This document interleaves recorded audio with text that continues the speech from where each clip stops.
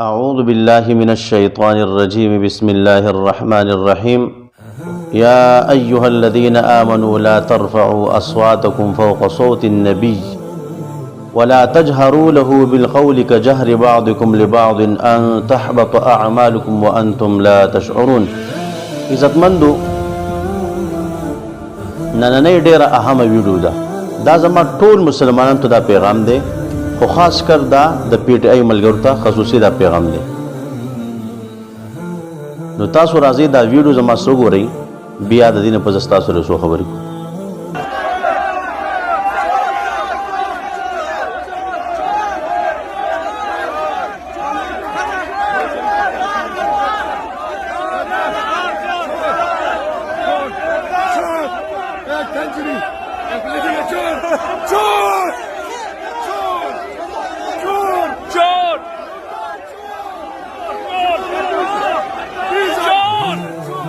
عزتمند تاسو دا ویډیو وکتله چې کم د حکومت دا کسان تللی دي، زموږ د پاکستان کم مشران دي، نو په مسجد نبوي کې هم دغه کسان دي چې کم د دیو خلاف دي، دغه پی ټی آی والا چې دیو د الله رب عزت په کور کې چې کم مقدس ځای دی، کم پاک ځای دی، کم ځای کې د نبی علیه الصلاۃ والسلام روضه مبارکه ده، کم ځای کې نبی علیہ الصلوۃ والسلام چې کم دی هغه آرام فرما دی، دا خلق چې کم دی د خپل مشر او د خپل لیډر دومره په مینه محبت کې رااله چې دی خلکو د اسلام د هر څیز بېعزتي وکړه، چې دغه پکې پاتې و بیت الله شریف او مسجد نبوي هلته هم په بېعزتو باندې شروع وکړه، چې دیو په دغه ځای کې دا چغې وایي چې چور چور او دا چغې وایي موبایل یې نیولي دي، نو دغلته خو دا د مسجد نبوي بېعزتي ده، دغه رنګ د نبی علیہ الصلوۃ والسلام هم بېعزتي ده. الله رب عزت په 28 سپاره سورۃ الحجرات کې فرمایي اے د ایمان خاوندانو لا ترفعوا اصواتکم فوق صوت النبي، تاسو خپل اوازونه د نبی علیہ الصلوۃ والسلام د اواز د پاسه مو چتوي، ولا تجهروا له بالقول كجهر بعضكم لبعض، او نه تاسو هغه ته په زور باندې خبرې کوي لکه څنګه چې په تاسو کې بعضې ته په زور باندې خبرې کوي، ان تحبط اعمالکم وانتم لا تشعرون، تاسو اعمال به برباد شي او تاسو به چې کوم دی خبر نه، تاسو پته نه، عامې خبرې به هم نه کې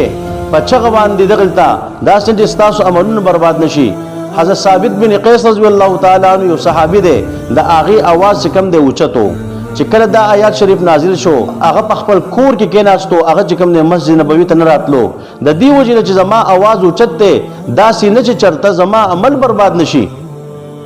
او ډېر زیات به خفو چې کله نبی علیہ الصلوۃ والسلام خبر شو هغه ورته چې ستا مبارک دا خبر نه ده، ځکه د هغې خو دا اواز چې کوم دی هغه یعنی قدرتي اوچتو، او نه د هغوی په زړه کې داسې بېادبي وه او نه یې د بېادبۍ سوچ کو، او نن چې کوم دی مونږ خلک موبایل ونیسو د الله پاک په کور کې د نبی علیہ السلام د روضې سره چغې وایي، نو زما امید دی چې د خلکو عملونه برباد شوي، د خلکو عملونه به چې کوم دی ختم شوي، ځکه چې الله رب عزت په قرآن پاک کې چې څه ویلي دا حق او رښتیا دي، په دې کې شک نشته دی. دغه خلک به وایي چې مونږ عمرې له راغلي یو، مونږ عمره کوو، دا عمره به داسې وي، داسې به عمره قبلیږي چې ته د مسجد نبوي بېعزتي کوه، ته د نبي علیہ الصلوۃ والسلام د هغې بېعزتي کوه، او ته چې کوم دی بیا وایي زه راغلم عمرې له. دغه رنګې تاسو دا مفتي تقي عثماني صاحب چې کوم دی دا پوسټ وګورئ چې دغه وایي چې صحابه کرام به هم چې کوم دی خپل اوازونه ښکته کول، داسې نه چې زموږ نه بېادبي ونشي، خو نن دا خلک چې کوم دی دا نفسیاتي مریضان چې دیو نه ادب پیژني، نه احترام پیژني، نه تقدس پیژني، نه د څه نه چې کوم دی خبر دي. عزتمندو که مونږ سوچ وکړو دې خلکو یو څیز هم د دیو نه بچ پاتې نه شو. په پارلیمنټ کې زموږ د مولانا جمال الدین صاحب د هغې د پټکي سره چې کوم دی دوی لوبې وکړې، د هغې بېعزتي وکړه. په تیمرګرې کې دیو چې کوم دی د مفتي محسن محمود صاحب په مدرسې باندې په جومات باندې حمله وکړه، د الله پاک د کور بېعزتي وکړه، په پیزارو کې ورغله، هلته چې کوم دی بیا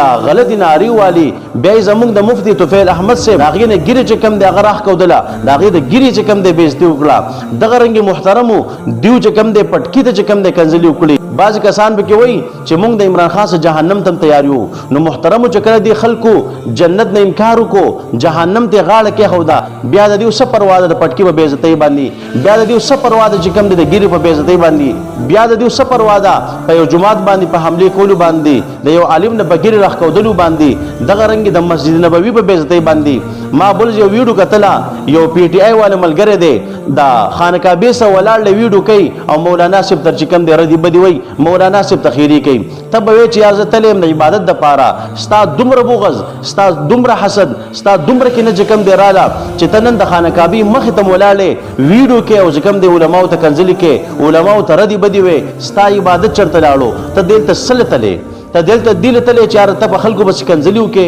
په خلکو بس ردی بدی وې علما چې کوم به ټارګټ کې ستاسو نه خانه کعبه پاتینا ستاسو نه مسجد نبوي پاتینا امید ده چې ان شاء الله دغه ته گرفتاری شروع شوې ده بعضی کسان گرفتار شو جرمانو خبر پیراله نو تاسو چې کوم ده د دې برکتی ورځ شپو په خاطر باندې او د رمضان میاشتا د خیری وکي چې الله دی خلکو داول هدایت نصیب کې که هدایت په قسمت کې نه یا الله ته تباہ او برباد کې یا الله ته ذلیل کې یا الله په خلو کې ول چې کم ده دانی راوخېږي یا الله په خلو ول کینسر ولګي داسې بیماری ورته ولګي چې په دې جو باندې چاړهګان شي د علماو به عزت نه کوي د مدرسو به عزت نه کوي د پټکو به عزت نه کوي د مسجد نبوي به عزت نه کوي د بیت الله شریف به عزت نه کوي د نبی رسول الله والسلام چې کم د دروازې به عزت نه کوي هم د دې وجه نمو د خلکو خلاف محترم نور اسم نشته ده زمونږ د چا ذاتيات نشته ده خو چې دا کارونه به د خلکو کې مونږ ولیدل زمونږ نسل دی الله پاک د دې خلکو د سور نو ساتي لکه څنګه چې تاسو ښکار شو دا د خلکو حقیقت د محترمو ورس پورس باندې په اسلام باندې حمله کوي